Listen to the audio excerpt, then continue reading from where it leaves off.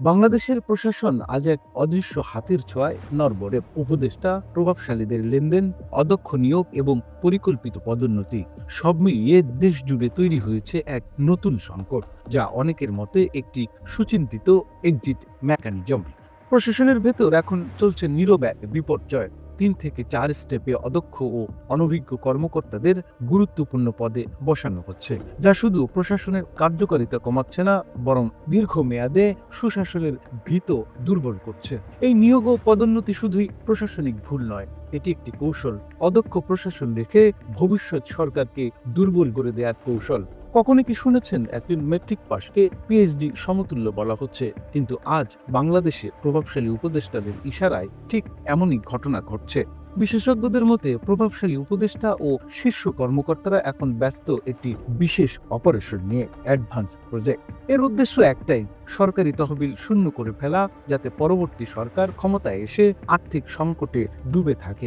এর ফলে দেশের অর্থনীতি ক্ষতিগ্রস্ত হচ্ছে, উন্নয়ন থমকে যাচ্ছে, আর জনগণ বঞ্চিত হচ্ছে মৌলিক সেবা থেকে। উপদেষ্টা প্রভাবশালী চক্রের আরেকটি কৌশল, উচ্চপদস্থ কর্মকর্তাদের হঠাৎ করে বিদেশে অ্যাম্বাসেডর পদে পাঠানো। এটি এক ধরনের এক্সিট মেকানিজম, যেখানে প্রভাবশালীরা নিজেদের নিরাপদ দেশে পাঠিয়ে দিচ্ছে আর ভেতরে রেখে যাচ্ছে এক অদক্ষ প্রশাসন। এতে দেশে প্রশাসনিক অভিজ্ঞতা কমছে, দায়িত্বজ্ঞানী নেতৃত্ব হারিয়ে যাচ্ছে, আর স্বচ্ছতার জবাবদিহি পুরোপুরি ভেঙে পড়ছে। এইসব কর্মকাণ্ড শুধু অনৈতিক নয়, বাংলাদেশে বিদ্যমান একাধিক আইন সরাসরি লঙ্ঘন করছে। বিশেষজ্ঞরা বলছেন, এখনই সময় স্বতন্ত্র তদন্ত কমিশন গঠনের, যারা পরীক্ষা করবে উপদেষ্টাদের ভূমিকা, প্রভাবশালী চক্রের নিয়োগ ও পদোন্নতি, সরকারি তহবিলের ব্যবহার, বিদেশে পাঠানো কৌশল।